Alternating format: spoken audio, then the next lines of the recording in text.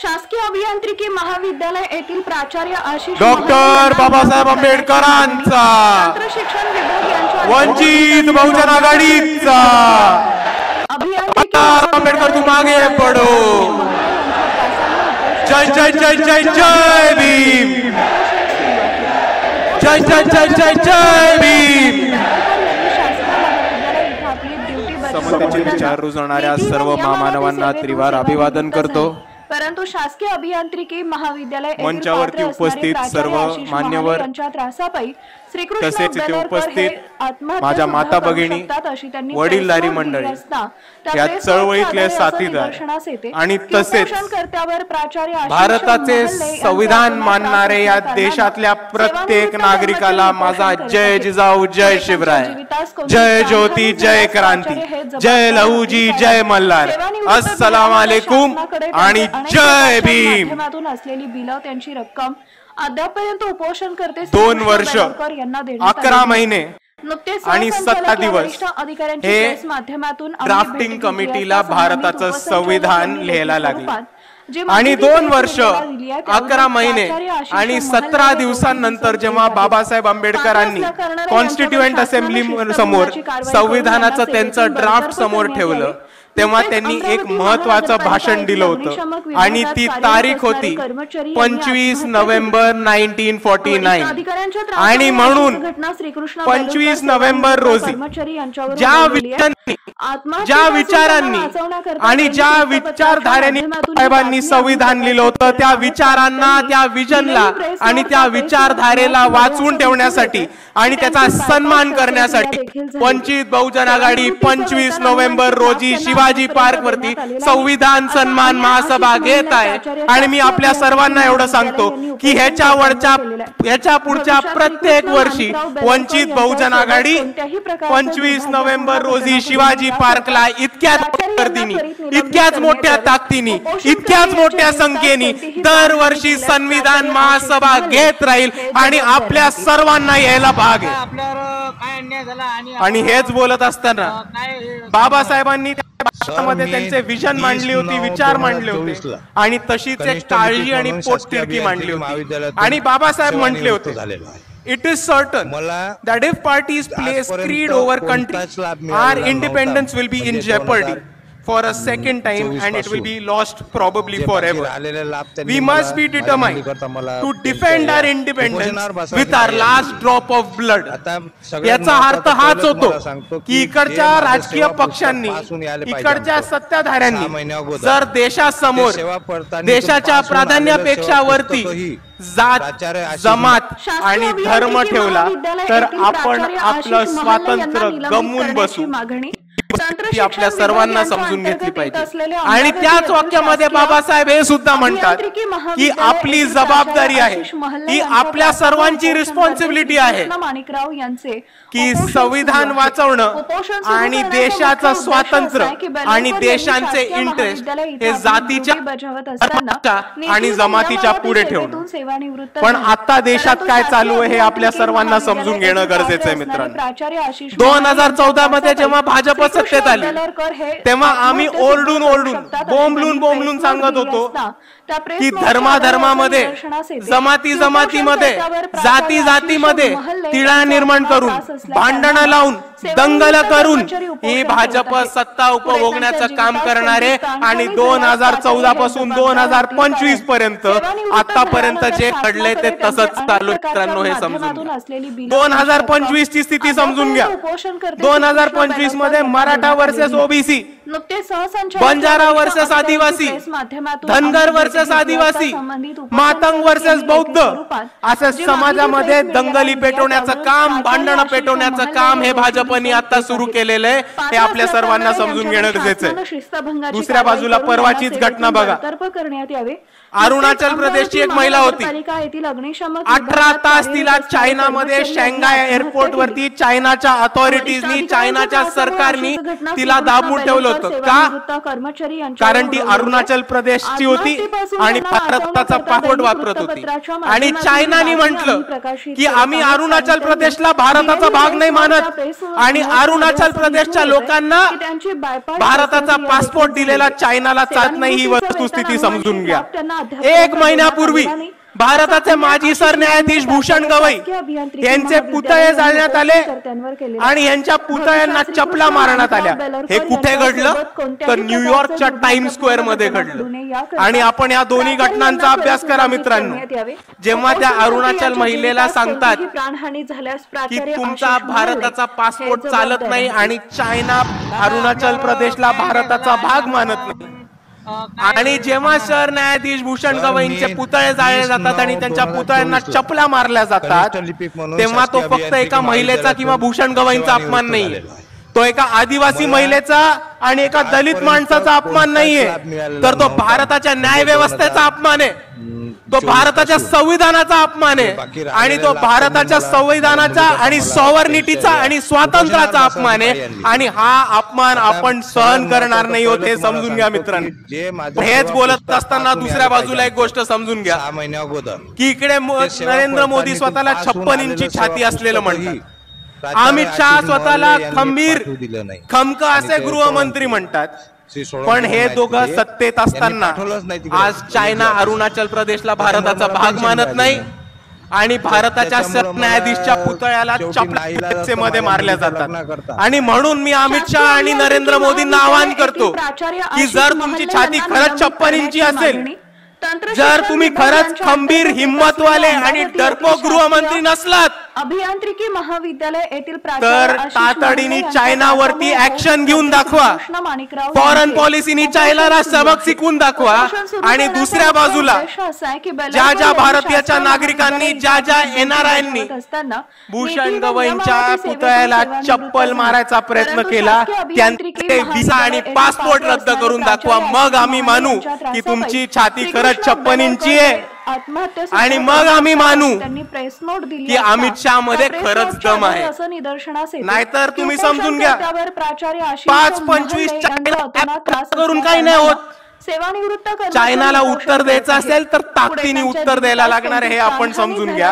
आणि दुसऱ्या बाजूला मोदी आणि अमित शहा हे एनआरआयच्या विरुद्ध आणि अमेरिकेत बसलेल्या एनआरआयच्या विरुद्ध ऍक्शन नाही घेणार, कारण हेच एनआरआय लोक आहेत जे भाजपला युएसए मध्ये बसून भरघोस पैसा पोचवतात हे आपण दुसऱ्या बाजूला समजून।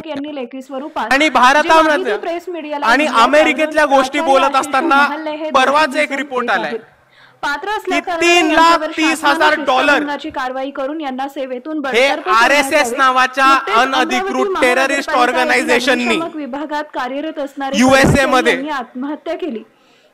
स्क्वायर पॅक्सन बॉक्स नावाच्या एका कंपनीला दिले होते लॉबिंग साठी आणि युएसए मधली निर्णय प्रक्रिया बदलण्यासाठी। आणि दुसऱ्याच बाजूला याच आरएसएसनी दिल्लीमध्ये 150 कोटीचं केशव कुंज नावाचं ऑफिस उभं केलं हे आपण समजून घ्या।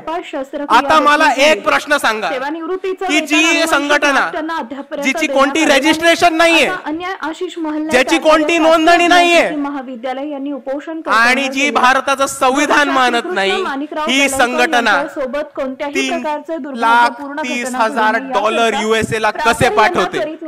ही संघटना 150 कोटीचं ऑफिस दिल्लीमध्ये कसं बांधते? आणि जर इकडच्या सरकारकडे त्याची उत्तरं नसतील, जर इकडच्या इन्कम टॅक्स डिपार्टमेंटकडे त्याची उत्तरं नसतील तर ही एक धोक्याची घंटा ही आपण सर्वांनी समजून घेतली पाहिजे। आणि हीच धोक्याची घंटा वंचित बहुजन आघाडीने ओळखली होती, म्हणून भारताच्या इतिहासामध्ये आरएसएसच्या कार्यालयावरती पहिला मोर्चा जर कोणी काढला असेल तर तो फक्त आणि फक्त वंचित बहुजन आघाडीने काढला होता। आणि हा मोर्चा काढताना आम्ही आरएसएस ला 3 गिफ्ट देणार होतो। पहिला गिफ्ट होतं भारताचा ध्वज, आपला तिरंगा, आणि आमचं हे म्हणणं होतं तुम्ही तिरंगा मानत नाही, आम्ही तुम्हाला तिरंगा गिफ्ट करतो आणि तुम्ही तुमच्या कार्यालयावरती तिरंगा लावणं सुरू करा। दुसरं आमचं गिफ्ट होतं भारताचं संविधान आणि आमचं हे म्हणणं होतं की तुम्ही भारताचं संविधान म्हणत नाही, आम्ही आमच्या वतीने तुम्हाला संविधानाची प्रत देतो। तुम्ही ते संविधान वाचा, समजा आणि संविधानाच्या हिशोबाने चालत राहा. हा आमचा दुसरा त्यांना गिफ्ट होता. आणि नोंदणी नसलेल्या ह्या संघटनेला आमचं तिसरं गिफ्ट होतं तंत्रशिक्षण पब्लिक रजिस्ट्रेशन ऍक्ट. हे सांगण्यासाठी की तुमची नोंदणी नाही झाली, हे महाराष्ट्र राज्याचं पब्लिक रजिस्ट्रेशन ऍक्ट ची कॉपी आहे. ही वाचा, ही समजून घ्या आणि तुम्हाला या पब्लिक रजिस्ट्रेशन ऍक्ट खाली स्वतःला रजिस्टर करून. पण RSS चा एकही माणूस आला नाही आणि RSS च्या कोणत्याही माणसाने हे गिफ्ट स्वीकारलं नाही. आणि त्याच्यावरनं आम्हाला आलं की RSS नोंदणी करायला नकार देते, RSS तिरंगा लावायला नाही देते आणि RSS संविधान वाचायला आणि संविधान मानायला नकार देते. आणि जे संघटना या देशामध्ये संविधान मानत नाहीत, स्वतःला रजिस्ट्रेशन करत नाहीत आणि स्वतःला तिरंगा फडकवण्याची हिंमत करत नाहीत, त्याला आम्ही दहशतवादी आणि टेररिस्ट ऑर्गनायझेशनच म्हणणार. सेवानिवृत्त झाल्यानंतर शासनाकडे आणि आपला जो मोर्चा झाला होता, असलेली बिल आपल्या मोर्चा धास्ती RSS घेतली. श्रीकृष्ण बेलरकर आपल्या मोर्चाची धास्ती बरोबर RSS घेतली. नाव घेतलं नाही आपलं, बहुतेक घाबरत असतील, नाव घेतलं नाही आपलं, पण मोहन भागवतांनी बरोबर उत्तर दिलं आपल्याला. आणि ते काय म्हणाले आशिष महल्ले हे की आमची नोंदणी ही ब्रिटिश, आमची स्थापना ही ब्रिटिश काळामध्ये झाली होती, म्हणून भारत स्वतंत्र झाल्यानंतर आम्हाला परत नोंदणी करायची गरज नाही. विभागात कार्यरत. आणि जर मोहन भागवतांना असं वाटत असेल तर त्यांना मला एकच गोष्ट सांगायची की जर तुमची स्थापना ब्रिटिशांच्या काळी झाली होती आणि भारत स्वतंत्र देश झाल्यानंतर संविधान लागू झाल्यानंतर तुम्हाला स्वतःची नोंदणी करायची नव्हती, तर मग या देशात थांबलात कशाला? ब्रिटिशांबरोबरच निघून जायचं होतं ना. पण होती बसलात. आणि म्हणून मी RSS ला एकच गोष्ट सांगतो की इस देश में रहना होगा तो संविधान मानना होगा. बोला माझ्या बरोबर, इस देश में रहना होगा, माणिकराव बेलरकर यांच्या सोबत इस देश में रहना होगा, अगर इस देश में रहना होगा. आणि दुसऱ्या बाजूला मोहन भागवत म्हणतात की आम्ही एक व्यक्तींची संघटन होत, आम्ही एक व्यक्तींची संघटन असल्यामुळे आम्हाला रजिस्टर करायची गरज नाहीये, आम्हाला नोंदणी करायची गरज नाहीये. आणि म्हणून शासकीय अभियांत्रिकी महाविद्यालयातून मला इकडच्या न्याय व्यवस्थेला एकच प्रश्न विचारायचा आहे की जर 5 लोक, 5 व्यक्ती एकत्र येऊन संघटन बनवत असतील, 24 पासून उदाहरण घ्या, मी आहे, माझ्या बरोबर चेतनदादा आहिर आहेत, सागरदादा कवई आहेत, स्नेहलताई सोनी आहेत, तय्यबभाई जफर आहेत, शमीबाताई पाटील आहेत. आम्ही 5 लोक एकत्र आलो, आम्ही एक संघटन बनवलं आणि आम्ही स्वतःला व्यक्तींचं संघटन म्हणतो. तर तुम्ही AK-47 आणि ऑटोमॅटिक रायफल ठेवू देणार आहात का? आणि ते सोळंकी तुम्ही आम्हाला ऑटोमॅटिक वेपन्स ठेवू देणार आहात का? तुम्ही आम्हाला जिल्ह्यामध्ये तालुक्यामध्ये संघटन बनवू देणार आहात का? तुम्ही आम्हाला जिल्ह्यामध्ये तालुक्यामध्ये चंदा इकट्ठा करू देणार आहात का? आणि या चंदा इकट्ठा केल्यावरती आम्हाला टॅक्स माफ करणार आहात का? हे इकडच्या न्याय व्यवस्थेने आम्हाला सांगितलं पाहिजे. आणि जर या 5 गोष्टींना तुमचं उत्तर नाही असेल तर माझी तुम्हाला विनंती आहे की हेच नियम, हाच कानून आणि हेच संविधानाचे कलम RSS ला सुद्धा लागू करा आणि RSS नोंदणीकृत करा.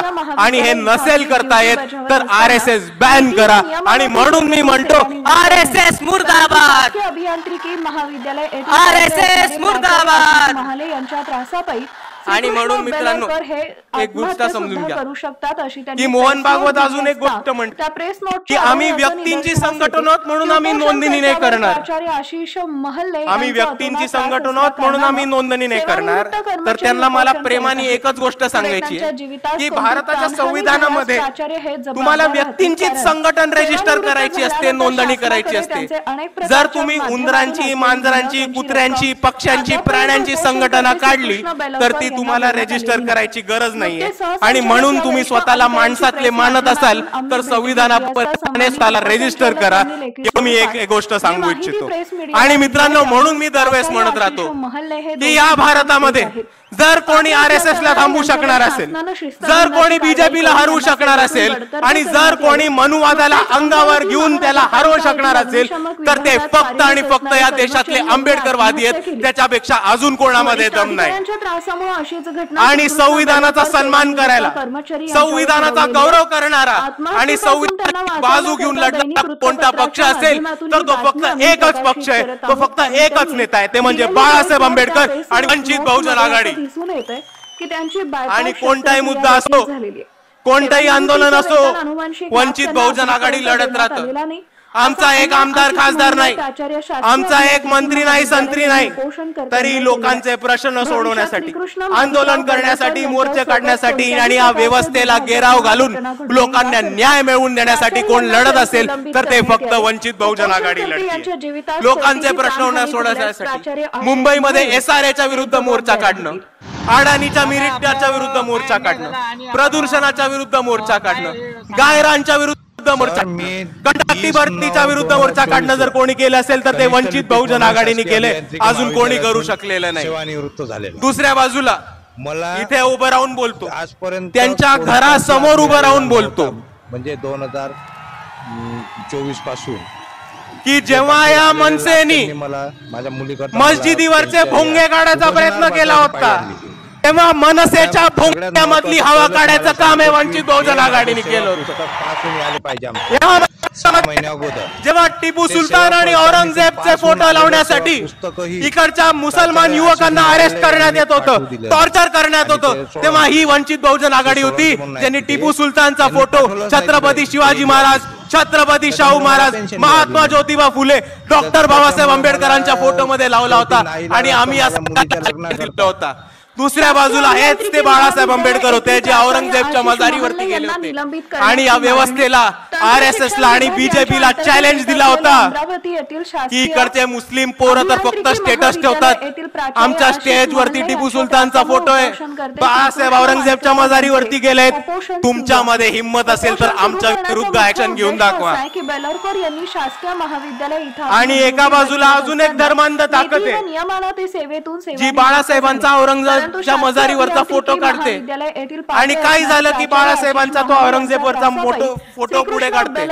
या कट्टर हिंदुत्ववादी लोकांना, या धर्मांध लोकांना मला एकच गोष्ट आठवण करून द्यायची की तो कोरोना काळ आठवा, जेव्हा या महाराष्ट्रामधली आर्थिक परिस्थिती ढासळली होती आणि या महाराष्ट्रामधले सगळे मंदिरं बंद पडली होती, तेव्हा हे तेच बाळासाहेब होते ज्यांनी पंढरपूरमध्ये विठोबाच्या मंदिरावरती आंदोलन केलं आणि अख्ख्या महाराष्ट्रामधले मंदिर चालू करून देणारे हिंदू नागरिकांसाठी सुद्धा बाळासाहेब आंबेडकरच होते।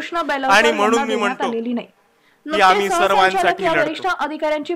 कोथरूड पुणे केस आपल्याला माहिती असेल, सोमनाथ सूर्यवंशींबद्दल काय झालं आपल्या सर्वांना माहिती असेल, पण पोलिसांना धारेवरती धरून, काळा कोर्ट स्वतः चढवून, कोर्टामध्ये जाऊन कोथरूड मधल्या त्या 3 मुलींना आणि सोमनाथ सूर्यवंशींना जर कोणी न्याय मिळवून दिला असेल तर ते फक्त बाळासाहेब आंबेडकर आणि वंचित बहुजन आघाडी होती। आणि म्हणून मित्रांनो मी एवढंच सांगतो की आम्ही लढणारी लोक आहोत, मार खाणारी नाही, मारणारी लोक आहोत आणि याच्या पुढेही लढत राहू। आम्हाला साथ हवी आहे तर फक्त तुमच्या सर्वांची। म्हणून मी माझे 2 शब्द थांबवतो। आपल्या सर्वांना माझा मानाचा जय भीम, जय श्रीराम। सेवानिवृत्तीचं वेतन अनुवांशिक लाभ त्यांना अद्यापपर्यंत देण्यात